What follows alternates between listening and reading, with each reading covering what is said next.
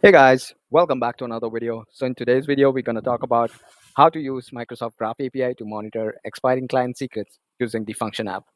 So without further ado, let's get started. So here's the plan. So what we're going to do is we'll create a function, Azure function that will run daily, and then we'll use Graph API to check the client secret expiry. Um, so the secrets that are expiring in 30 days, and we'll send an email alert, which gonna look like this. And we'll use manage identity to connect with the Graph API to the Azure functions. So we are not going to mess around with the client secrets for function itself. All right, so this is how the email going to look like. There's the subject, there's the body, and these are the contents. All right, so let's get started and let's go to the Azure portal. So heading on to the Azure portal, we're going to go to Function app. We're going to go ahead and create a new Function app. So let's create this real quick. Name of my function app, expiring secrets, func.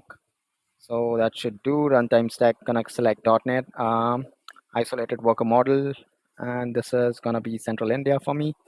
I'm gonna click on review and create for now, and this is going to create our function app. All right.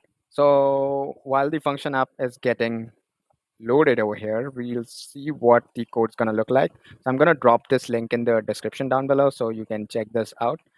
So what our code is doing over here, if I see,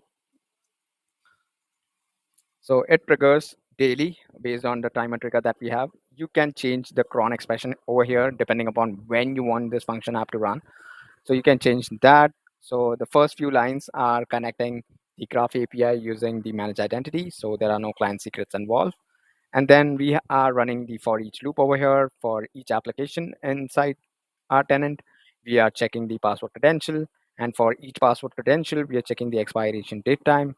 And if it is less than 30 days over here, it's gonna add it to this queue. The notification email here, you need to have an email address where you want to send an email to, and then the GUID of the user where you would be using whose email address you would be using. So this is my GUID.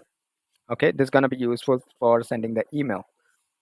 So on the email section, we have the email's body subject. So subject going to be expiring client secret notification. Again, you can change this out and tailor it as per your requirement. In the body section, you see the following client secrets are expiring in 30 days. We are using newtons of JSON to serialize the objects that we are getting. And then the recipient where we want to send an email. So it could be one in this case that I'm doing, or it can be multiple email addresses. So that's once that is done, we are sending this using the graph client. So user ID that we had over here. So it's going to use this user object ID to send an email. So it is that, and using the sending email, it is sending out the email based on whatever body we have described at the top.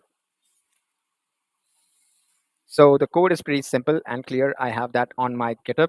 I'll paste this link in the description down below. So let's head on to our Azure Functions. Looks like it is developed now. I have to turn on the system assignments identity. So I'll go to the identity section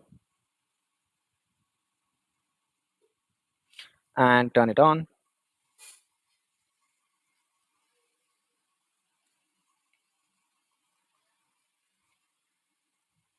All right, looks like it has been turned on now. I'll copy this object ID. I'll go to my script over here. So this is the script that I have for turning on the manage identity for the Azure function. So if you see, this is the same script that we use in one of our previous videos. So if you want the script, you can head on to my GitHub and go to the section repository, and here it is, manage identity PowerShell, and you can check this out. So this is the script that we will be using. So if I open this now, I have the tenant ID already filled in, graph ID, graph API ID gonna be same. This tenant ID would be specific to your tenant. Display of the MSI, so this is gonna be the display name of our function app. So if I go back, this is the display name of our function app. So let me paste that over here. All right. And then we have three permissions. So permission one, permission two, and three. So mail.send is used to send an email of the expiring client secret. We have permission one and two, application.read.all and directory.read.all. So those two permissions are used to read the app registrations and their secrets. Okay. So let's head on to the Azure portal again and give out those permissions. So I'm going to use the Azure CLI in this case. So it is connecting to the terminal.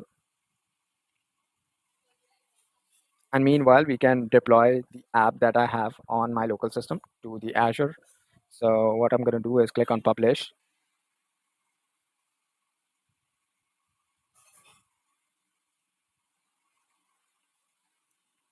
All right. So what I'm going to do is click on publish, new profile, Azure Function App.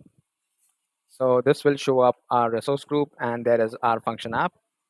I'll click on next and finish. So this is going to deploy our local function app to the Azure and it would come over here. So there it is. So once our function app is deployed from our local system, it will show up over here. Meanwhile, we have to run our PowerShell commands over here. So let me paste that. So this is all set. I'm going to install Azure AD module. All right, this is done. Now I have to run this MSI command. So I'm going to paste that as well. Oh, we need to connect the Azure AD first. So let's do that. All right, we are good to go.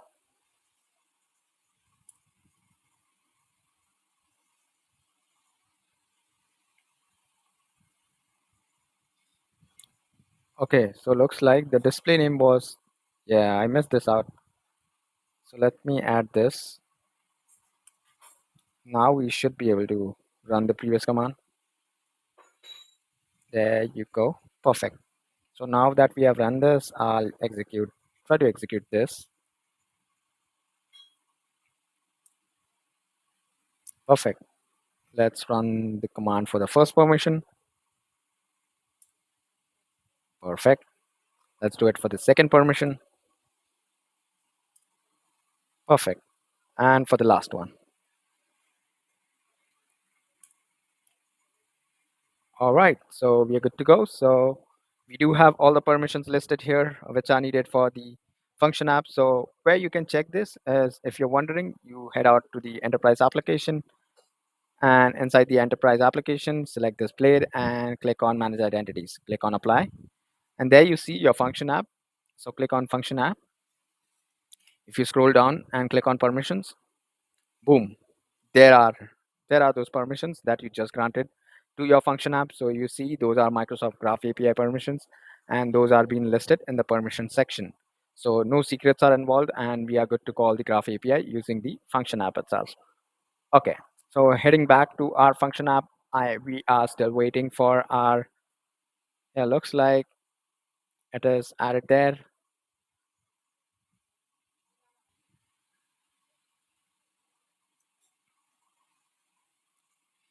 All right, so looks like our function app is deployed, and there it is.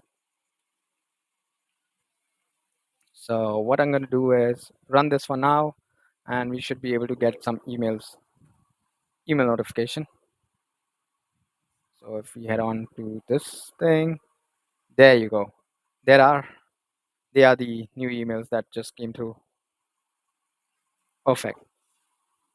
So that's all for today's video, guys. So you have built an Azure function to monitor expiring client secrets, and we are sending the email directly.